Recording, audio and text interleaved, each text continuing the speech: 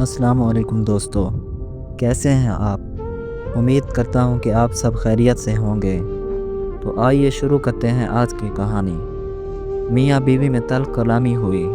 कोई घरेलू वजह थी जो हर घर में रोज़ होती रहती है। दोनों का एक बेटा भी था। साबिर ने अपनी बीवी जोया को गाली दी, तुमसे जब से शादी हुई है मेरी ज़िंदगी जहन्नम हो गई है। जोया भी चिल्ला कर बोली, तुमने मुझे इतना दर्द दिया है, मैं अब दुआ करती हूँ कि मुझे मौत आ जाए। अब तुम्हारे साथ एक सांस भी नहीं ले सकती मैं। झगड़ा किसी बड़ी बात में नहीं था। 4 साल का बेटा था, माँ बाप को झगड़ते देख रहा था। बेटा बहुत परेशान था, कभी माँ का हाथ पकड़ता तो कभी बाप का हाथ पकड़ता। बाप से जब बर्दाश्त ना हुआ तो उठाया डंडा और जोया को मारना शुरू कर दिया। जोया चीखने चिल्लाने लगी। चीखों की आवाज़ सुनकर अहले महल्ला आ गए। उन्होंने आकर जोया को छुड़वाया। जोया के सर से खून बह रहा था। बेटा डरा सहमा दरवाजे के पीछे छुपा हुआ था। साबिर ने चिल्लाकर कहा, मैं तुमको तलाक देता हूँ, तलाक देता हूँ, तलाक देता हूँ। 3 बार तलाक बोला और जोया बेटे को लेकर मैके आ गई। बेटा था कि उसके दिल में एक अजीब सा डर घर कर चुका था। वो सबसे डरने लगा था। 4 साल का बेटा अपनी अम्मी की गोद में लेटा हुआ था। अम्मी का दुपट्टा मुंह पर ओढ़े सो जाता। माँ से एक पल के लिए भी जुदा ना होता। इधर बाप ने कोर्ट में केस कर दिया, बेटा तो मैं अपने पास रखूँगा। कोर्ट से आया हुआ ख़त मौसूल हुआ। जोया के भाई ने ख़त पढ़ा और बताया साबिर भाई ने बेटे को अपने पास रखने के लिए केस दायर किया है। अगले हफ्ते सुनवाई है। बेटा माँ के पल्लू से लगा हुआ। अम्मी बाबा क्या कहते हैं? बेटा 6 साल का हो चुका था। माँ ने बताया, कुछ नहीं बेटा, माँ बाप को जुदा हुए 2 साल गुजर गए थे। लेकिन बेटा आज भी जब वो झगड़ा याद करता तो वो बुखार में मुब्तला हो जाता। पहली सुनवाई हुई। साबिर का वकील काफ़ी बड़ा वकील था। केस साबिर के हक़ में जा रहा था।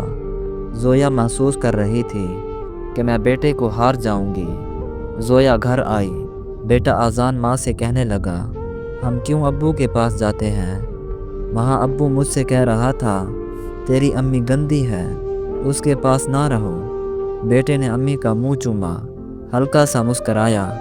मेरी अम्मी सोनी है, गंदी नहीं है, पापा गंदा है। माँ की आंखों से आंसू बहने लगे। बेटा जो अभी 6 साल का था अपने नन्हे हाथों से माँ की आंसू साफ करने लगा। मामा क्यों रो रही हो? मैं आपको छोड़कर नहीं जाऊंगा। बेटा माँ की गोद में लेट गया। इतने में जोया का भाई आया। जोया की तरफ देखकर बोला, हम केस हार जाएंगे, आज़ान को उसके बाप के हवाले करना पड़ेगा, उसका वकील बहुत बड़ा वकील है। जोया खामोश हो गई। बेटे का मुंह चूमने लगी, कभी पाँव चूमते, कभी सर और कभी हाथ। आज़ान सोया हुआ था। जोया ने ज़ोर से सीने से लगाया और रात भर रोती रही। आज़ान ने दुकान से आइसक्रीम ली और फ्रिज में रखी। नानी से कहने लगा, नानो मैं आकर खाऊंगा। माँ ने आज़ान के चेहरे को हाथों में भरा और आहिस्ता से बोली, आज़ान बेटा, मामा साथ ना भी हो तो खाना टाइम पर खाया करना, जिद ना किया करना और दुकान की गंदी चीज़ें ना खाया करना। रोज़ दांतों को साफ़ किया करना, मामा तुमको रोज़ देखा करेगी। यहाँ से बेटा नहीं समझ पा रहा था कि मामा ऐसी बातें क्यों कर रही है। मामा ने हाथ चूमे। आज फाइनल सुनवाई थी अदालत में। जोया बेटे को गोद में लिए हुए बैठी हुई थी। दिल ज़ोर ज़ोर से धड़क रहा था। ख्याल यही था, काश मैं बर्दाश्त कर लेती, आज अपने बेटे से जुदा ना होती, बेटे की खातिर खामोश रहती। इधर कार्रवाई शुरू हुई। जज साहब ने लिखा हुआ फैसला सुनाया। तमाम दलील सुनने के बाद हम इस नतीजे पर पहुँचे हैं कि बेटा अपने बाप के साथ रहेगा। फैसला सुनते ही माँ का कलेजा फट गया। माँ बेहोश होकर गिर गई। बाप आगे बढ़ा, बेटे को उठा लिया। बेटा बाप के पास नहीं जाना चाहता था। बेटा चीख चीख कर रोने लगा, मुझे मामा पास जाना है, मुझे मामा पास जाना है, छोड़ दो मुझे। जोया को होश आया। नंगे पांव दौड़ते हुए साबिर के पास गई। उसके सामने घुटने टेकने लगी। भीख मांगने लगी। सिर्फ एक बार मुझे बेटे को सीने से लगा लेने दो। लेकिन वकील ने पुलिस वाले से कहा, इस औरत को हटाओ यहाँ से। माँ बलक बलक कर रोने लगी। बेटा तड़प रहा था। वकील मुस्कुराकर साबिर से कहने लगा, मुबारक हो जनाब, आप केस जीत गए। साबिर ने तय करदा रकम वकील को दी और चल दिया। बेटा माँ की जुदाई में रोता चीखता। उसे बाप का घर जेल लगने लगा। माँ की शादी किसी और से हो गई। बाप ने भी दूसरी शादी कर ली। वक्त गुजरने लगा।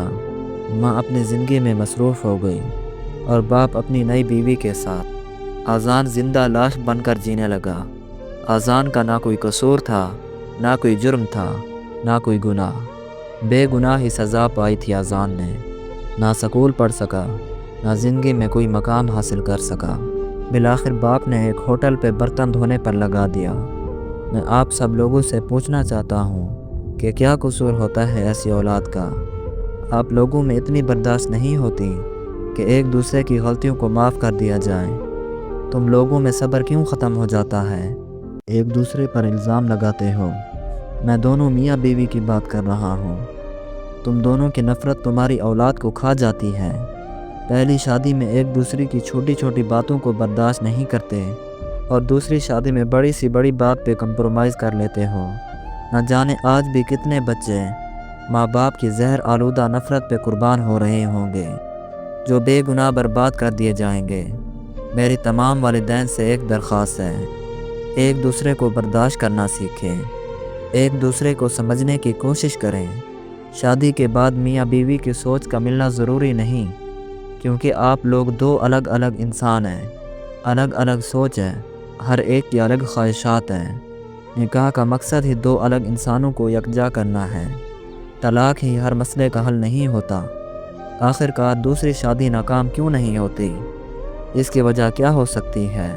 मैं बताता हूँ आपको।